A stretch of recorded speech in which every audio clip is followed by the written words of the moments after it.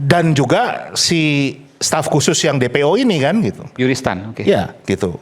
Nah, itu kan Karena berarti suaminya bekerja di bekerja di Google, petinggi di suami Google. Yuristan Ya. yang sekarang saat ini buron nih Yuristan ya. Ya. Suaminya bekerja di Google. Nadiem punya orang terdekat Kepercayaan ya. yang sekarang buron yang namanya Yuristan, suami bekerja di Google. Di situ Petinggi kemudian bahkan publik gitu. bisa kemudian menyimpulkan bahwa ada kaitan soal ini, ada Ya kan, konflik kepentingan yang jelas. Kan terlalu naif kalau kita bilang nggak ada, ini aman-aman aja kita. Kebijakan ini tidak ada naskah akademiknya sama sekali. Maksudnya? Setiap kebijakan itu rumus, Membeli Chromebook ini? iya, Nggak ada naskah akademiknya. Jadi nggak ada tidak- risetnya, nggak ada feasibility studies, nggak ada studi kelayakan. Betul, tidak ada. Nggak ada. Iya, jadi kan sekarang kan Terus jatuh gimana dari nunjuknya? langit. Nah justru itu kan itu menjadi tanda tanya kita semua, ya kan? Nah, Harusnya, ya kan? Tidak ada studi kelayakan. Tidak naskah akademiknya yang Naskah bisa akademik. ditunjukkan. Itu tidak ada sampai hari Jadi ini. asal tunjuk, murah, jalanin. Menurut murah. Faktanya seperti karena kita nggak pernah lihat naskah akademiknya. Kami masukkan dalam bukti persidangan itu. Kami sampaikan dalam bukti Enggak, persidangan. pertanyaan ada nggak itu? Ada. Naskah akademik ada? Ada. Jadi dalam bukti persidangan di situ ditunjukkan sudah ada kajian teknis semua itu, lalu disimpulkan sampai kepada dua pilihan Windows atau Chrome OS pada waktu itu selisih harganya jauh. Jadi satu sekolah itu selisih harganya sampai 50 juta. Murahan Chrome waktu itu. Murahan Chrome satu. Oke. Lalu yang kedua Windows harus bayar iuran per 3 tahun. Chrome OS gratis. Hanya bayar sekali di depan $20 waktu itu per ininya, lalu gratis.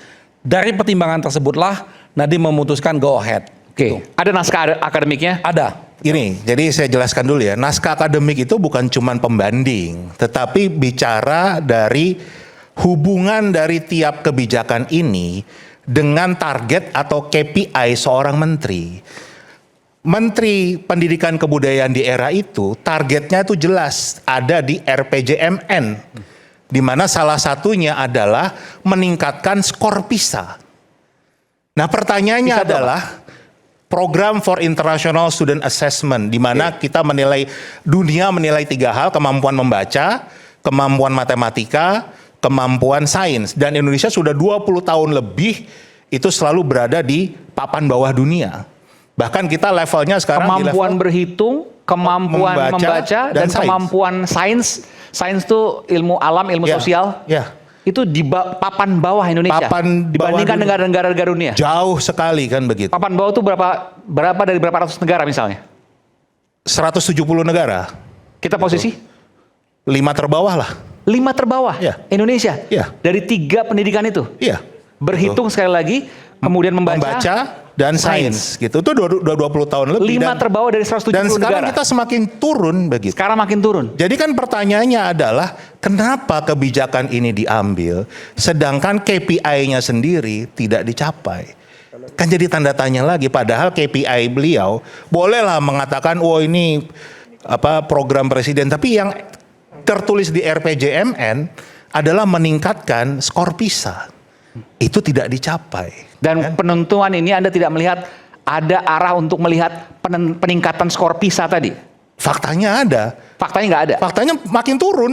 Jadi bukan makin naik, makin turun. Targetnya naik, malah turun kan gitu. Ini sebentar lagi akan kita muncul lagi yang tahun 2025. Pasti akan lebih turun lagi. Kalau terakhir aja 5 besar terbawah, Iya. bisa jadi paling Bisa paling Turun bawah kunci. kan begitu. Nah itu luar biasa. kembali ya, kita bicara konflik kepentingan. Ini nggak berhenti hanya di Chromebook loh. Di KPK itu ada kasus lain, adalah korupsi Google Cloud. Dengan terlapor, Pak Nadiem Makarim dan Sama. Yuristan juga. oke. Apa itu Ya. kasusnya? Google Cloud itu adalah tempat penyimpanan di awan. Jadi Ya, kayak Google Drive gitulah, Oke. tapi ini lebih luas lagi. Jadi kayak nyewa server, Komputasi awan lah, cloud. komputasi awan cloud itu, ya kan? Ini beritanya ada kalau itu sedang didalami oleh KPK. Tapi kan nggak jalan. Ya kita kan belum lihat Tidak menemukan SP3-nya. bukti dan seterusnya, bisa jadi kan seperti Iya, itu. ya nggak apa-apa kan, publik diberitahu aja kalau memang nggak ada kan begitu. Memang itu secara resmi KPK mengatakan, oh Pak Nadiem itu ternyata tidak ada, Tidak cukup bukti dan tidak ini di SP3 kan ya. Kan kita Dan sama-sama satu ini. garis, Jadi ini Google lagi kaitannya. nah justru itu kan di sini kita melihat begitu banyaknya konflik kepentingan yang mengarah ke satu entitas. Gitu loh. Ini saya nggak ngomong apa detail seperti Mas Agus tadi ya, bagaimana ini. Tapi kalau dari kita lihat dari orang luar saja, kenapa harus dia? Kenapa harus selalu seperti ini? Kenapa harus perusahaan itu juga? Begitu dilihat, oh ternyata karena perusahaan ini punya hubungan baik dengan perusahaan ini ataupun dengan pelaksana yang disebut sebagai Bu Menteri. Ada konflik zaman kepentingan itu. Anda melihat bahwa Google dengan perusahaan milik Nadiem, Dan juga si staf khusus yang DPO ini kan gitu. Yuristan. Oke. Ya gitu. Nah itu kan Karena berarti suaminya bekerja di bekerja di Google. Petinggi di suami Google. Yuristan Iya. yang sekarang saat ini buron nih Yuristan ya. Iya. Suaminya bekerja di Google. Itu menurut informasi dari media ya, yang saya nggak tahu di fakta persidangan Oke, muncul jadi juga atau enggak. Nadiem punya perusahaan yang kemudian Google berinvestasi di situ. Iya. Nadiem punya orang terdekat Kepercayaan ya. yang sekarang buron yang namanya Yuristan, suami bekerja di Google. Di situ Petinggi kemudian bahkan publik gitu. bisa kemudian menyimpulkan bahwa ada kaitan soal ini, ada Ya kan- konflik kepentingan yang jelas. Kan terlalu naif kalau kita bilang nggak ada, ini aman-aman aja, kita semuanya betul-betul nggak ada konflik kepentingan, kan malah kita lucu kalau kita cara berpikirnya begitu ya. Nah ini yang sebetulnya justru kita ini, saya yakin semua orang sepakat kalau korupsi itu harus diberantas dari Indonesia. Ya kan? Kita harus sepakatin itu dulu, jangan sampai apa yang disampaikan Gus Dur itu benar. Apa itu? Gus Dur pernah mengatakan bangsa ini adalah bangsa yang penakut karena tidak pernah berani menindak mereka yang bersalah, khususnya dalam hal korupsi. Itu yang disampaikan Gus Dur. Jangan sampai itu terjadi. Sehebat apapun orangnya, setinggi apapun kuliahnya, sekolahnya, seberapa banyak pendukungnya, ya siapapun itu kita harus tindak mereka yang bersalah. Apalagi ini bicara anggaran pendidikan, itu kan berarti merampas masa depan anak-anak kita.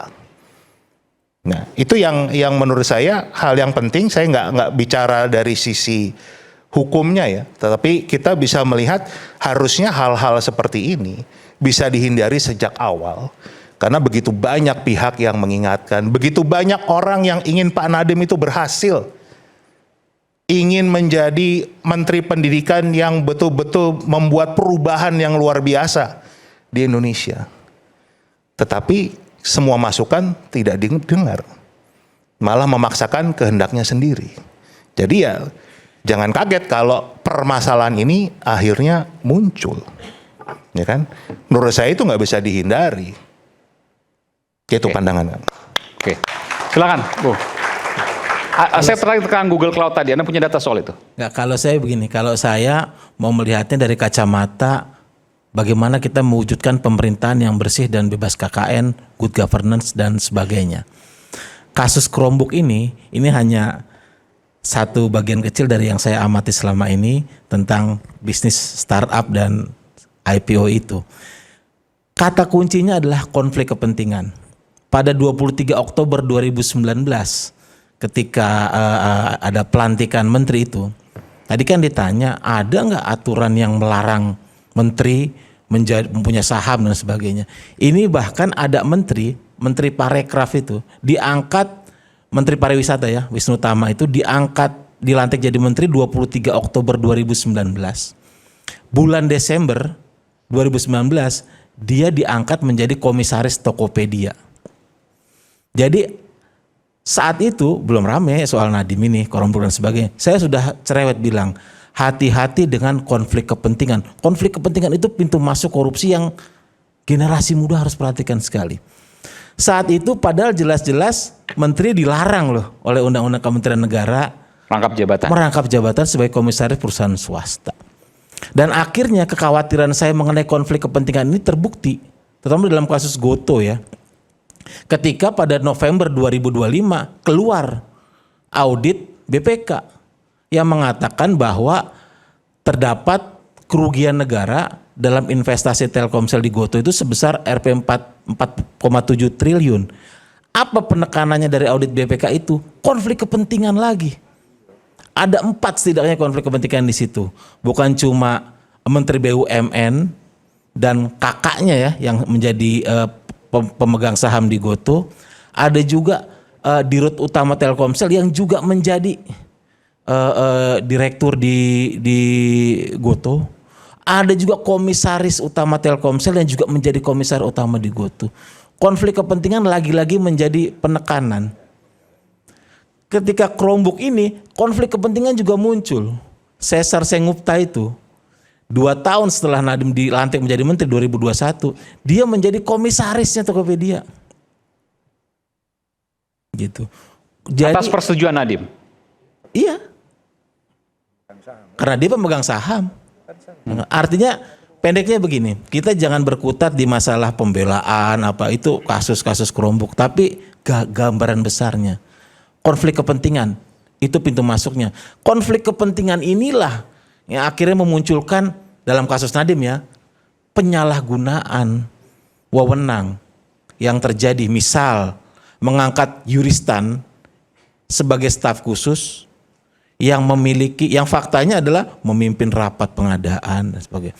Mengangkat IBAM yang orang luar sebagai tim wartek, ya kan, yang punya peran yang disebutkan dominan dalam pengadaan. Seperti itu. Yang suaminya tadi dikatakan bekerja di Google. Suaminya juga, itu juga konflik kepentingan. Tambah dikit lagi ya. Saya lupa tadi mau nambahin apa? Ini ada juga di putusan. Jadi ternyata Juristan ini itu juga pernah melakukan negosiasi kepada Google untuk mendapatkan 30% rabat. Ada itu di putusan. Dan dikatakan rabat ini akan dipakai untuk membayar tim teknologi yang shadow organization 400 orang, di mana IBAM itu di sana gajinya 163 juta per bulan. Itu lebih dari menterinya sendiri tuh gajinya kan gitu. Dan itu sudah melanggar standar biaya masukannya Kementerian Keuangan, karena yang namanya konsultan itu paling tinggi 120 juta. Ini 163 juta. Gimana sekarang caranya ada rabat dari Google terus masuknya ke yayasan? Apakah yayasan ini terus diangkat jadi BLU-nya pemerintah terus dipakai buat membiayai tim Orang-orang dengan gaji shadow besar. Satu orang 163 juta rupiah per bulan gajinya. per bulan? Luar biasa. Itu fakta persidangan. Kan semakin kita lihat muter-muternya banyak sekali hal yang kok begini, kok begitu, kenapa bisa begini.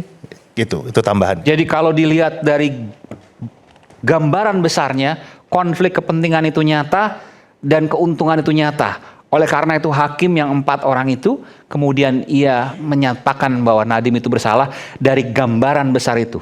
Tidak perlu bicara soal yang di bawah, tapi dari gambaran besar sudah tampak terang benderang akan kesalahannya. Kita kembali saat lagi, nanti saya akan berikan kesempatan pada sisi kiri saya untuk kemudian menjawab dari apa yang kemudian disampaikan di sebelah kanan saya.